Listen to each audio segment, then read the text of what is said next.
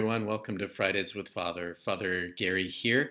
The last time I talked to you was before Christmas, so I hope you had good celebrations of the Lord's birth and a good celebration of New Year. I know that they're not the kind of celebrations that we're used to and the kind of celebrations that we would like to have, but those will come back. So I hope you found some blessings, some goodness in the way that we needed to celebrate this year.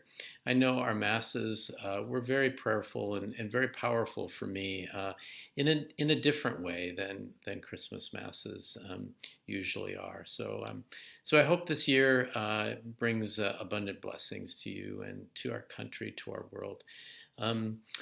We enter into the last weekend of the Christmas season this weekend with the celebration of the Feast of the Baptism of the Lord.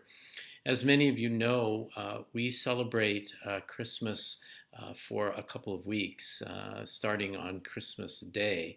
And that gives us an opportunity to unpack this tremendous reality of God coming among us as a human being. So I hope you've been able to soak up these celebrations, the Christmas celebrations, the Feast of the Holy Family, the solemnity of the Epiphany last week, the celebration on January 1st of the solemnity of Mary, the Mother of God, and then this coming week, we conclude the Christmas season with the celebration of the Feast of the Baptism of the Lord. So I hope those have been good opportunities for you to unpack in your family, among your friends, in your own heart, the goodness of God that comes to us in flesh and blood.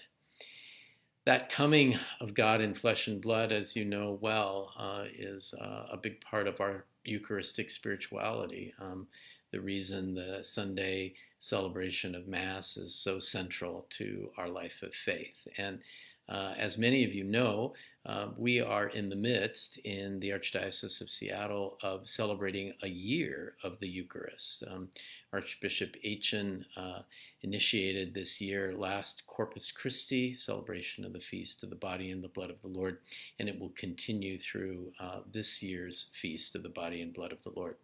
During this time, we're focusing, we're reflecting, we're spending some time really asking the Lord to help us appreciate, to draw us deeper into this great mystery of Him coming among us as the Lord in His body and blood, present to us in the Eucharist.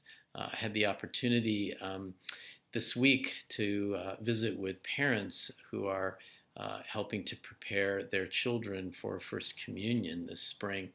And it was a great opportunity to encourage them, and that's what I want to do with you, to encourage you to take advantage of these months where we focus on this year of the Eucharist and really reflect on this amazing gift that God has given us. Starting in the bulletin this week, we'll have a series of articles that hopefully can unpack and draw us deeper and deeper into this great mystery of our faith. So I really encourage you to take some time to read those bulletin articles as they come in the next several weeks. I just want to share with you that starting on Monday, the 11th, I'm going to be on vacation for a couple of weeks, but for daily Mass, we will have priests who are covering Mass Monday through Thursday, both the week of the 11th and the week of the 18th. We'll also have a priest who will cover Mass for us on the 17th, a week from this Sunday, while I take a little time off. During those 2 weeks that I'm gone, we will not have confessions on those two Tuesday evenings. So on Tuesday evening the 12th and Tuesday evening the 19th, we will not have the opportunity for confession. We will have the opportunity for confession. Priests will be available on those Thursday mornings after Mass. That's really the only change. We'll still have adoration of the Blessed Sacrament on those two Tuesday evenings. So please know that I'll keep you in my prayers as I take a little break We will continue Fridays with Father. I'll have a couple of guests that will join you for Fridays with Father the next couple of weeks. Finally, let me conclude.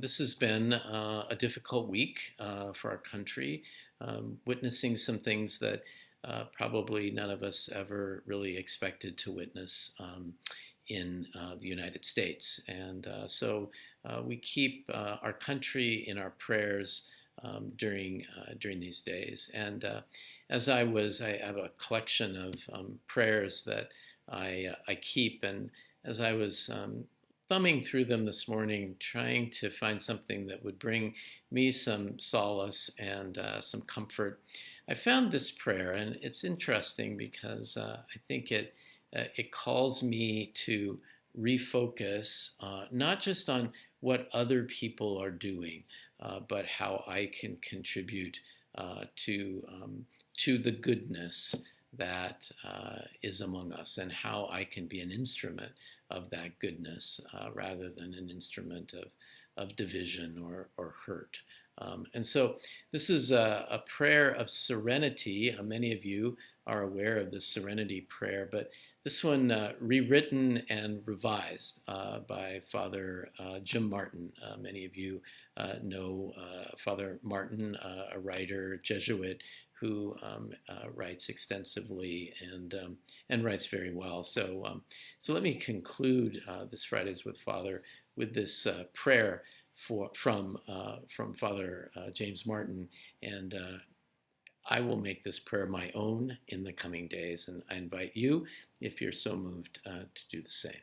So let us pray. God, grant me the serenity to accept the people I cannot change, which is pretty much everyone, since I'm clearly not you, God, at least not the last time I checked. And while you're at it, God, please give me the courage to change what I need to change about myself, which is frankly a lot, since once again, I'm not you, which means I'm not perfect. It's better for me to focus on changing myself than to worry about changing other people who, as you'll no doubt remember me saying, I can't change anyway. Finally, give me the wisdom to just shut up whenever I think that I'm smarter than everyone else in the room, that no one knows what they're talking about except me, or that I alone have all the answers. Basically, God, grant me the wisdom to remember that I'm not you. That's going to be my prayer for myself. God bless you. I look forward to seeing you back in a couple of weeks. I will see you this Sunday. Be here for Mass for the Feast of the Baptism of the Lord, so I hope to see you online or in person for our 9 a.m. and 11:30 a.m. Masses. God bless everyone.